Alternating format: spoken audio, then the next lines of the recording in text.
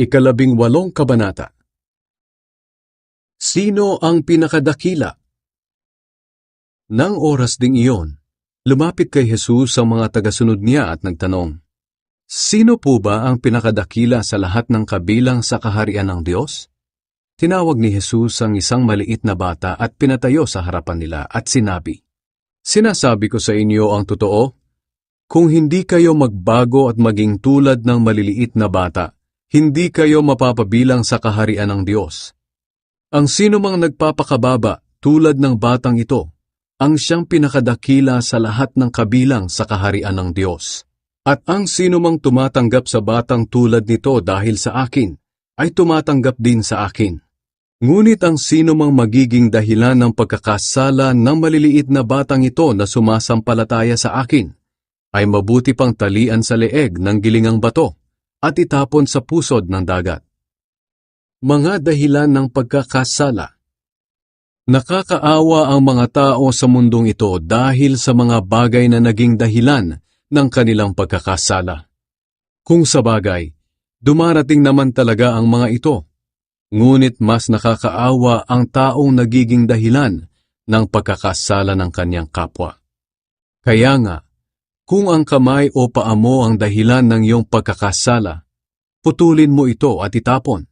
Mas mabuti pang isa lang ang kamay o paa mo, pero may buhay na walang hanggan ka, kaysa sa dalawa ang kamay o paa mo, pero itatapon ka naman sa walang hanggang apoy. At kung ang mata mo ang dahilan ng iyong pagkakasala, dukitin mo ito at itapon. Mas mabuti pang isa lang ang mata mo, pero may buhay na walang hanggan ka, kaysa sa dalawa nga ang mata mo, pero itatapon ka naman sa apoy ng impyerno. Ang nawawalang tupa. Tiyakin ninyo na hindi nyo hahamakin ang kahit isa sa maliliit na batang ito. Dahil tandaan nyo, ang mga anghel na nagbabantay sa kanila ay laging nasa harapan ng aking Ama sa langit. Sapagkat ako na anak ng tao ay naparito sa mundo upang iligtas ang mga nawawala. Ano sa palagay ninyo ang gagawin ng taong may 100 tupa kung mawala ang isa? Hindi ba't iiwan niya ang 99 sa burol at hahanapin ang nawawala? At kapag nakita na niya ang nawalang tupa, mas matutuwa pa siya rito, kaysa sa 99 na hindi nawala. Ganito rin naman ang nararamdaman ng inyong Amang nasa langit.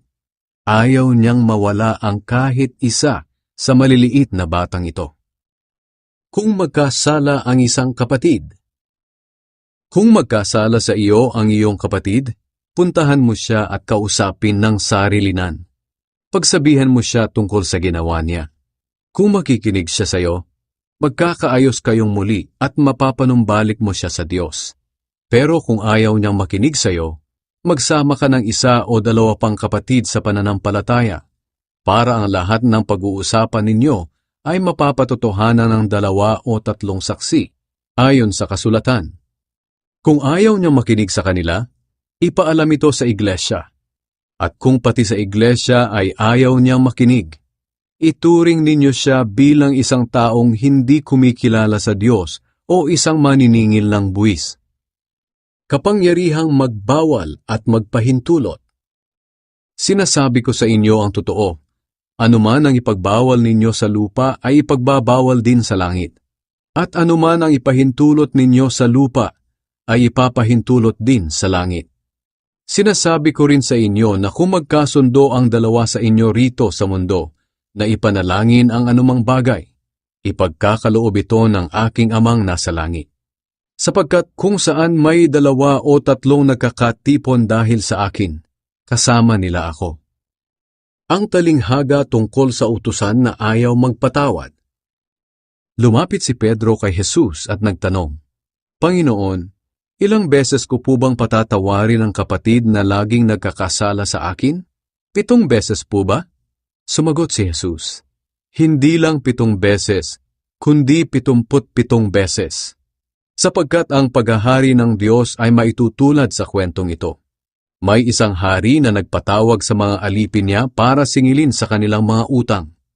Nang simulan na niya ang paniningil, dinala sa kanya ang isang alipin na nagkautang sa kanya ng milyon-milyon.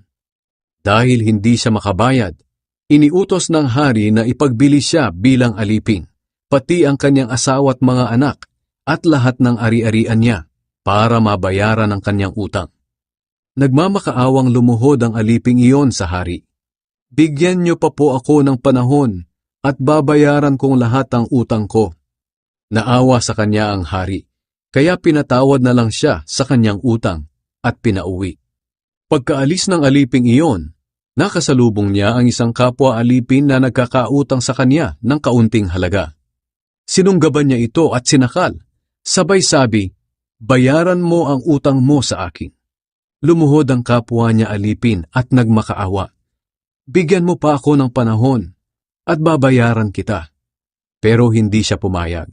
Sa halip, ipinakulong niya ang kapwa niya alipin hanggang sa makabayad ito. Nang makita ito ng iba pang utusan, sumama ang loob nila. Kaya pumunta sila sa hari at isinumbong ang lahat ng nangyari. Ipinatawag ng hari ang alipin at sinabi sa kanya, "Napakasama mong utusan. Pinatawad kita sa utang mo dahil nagmamakaawa ka sa akin. Hindi ba dapat naawa ka rin sa kapwa mo alipin, gaya ng pagkaawa ko sa iyo?" Sa galit ng hari, ipinakulong niya ang alipin hanggang sa mabayaran nito ang lahat ng utang niya. At pagkatapos, sinabi ni Jesus sa kanila, "Ganyan din ang gagawin ng inyong amang nasa langit kung hindi kayo magpapatawad ng buong puso sa inyong kapwa."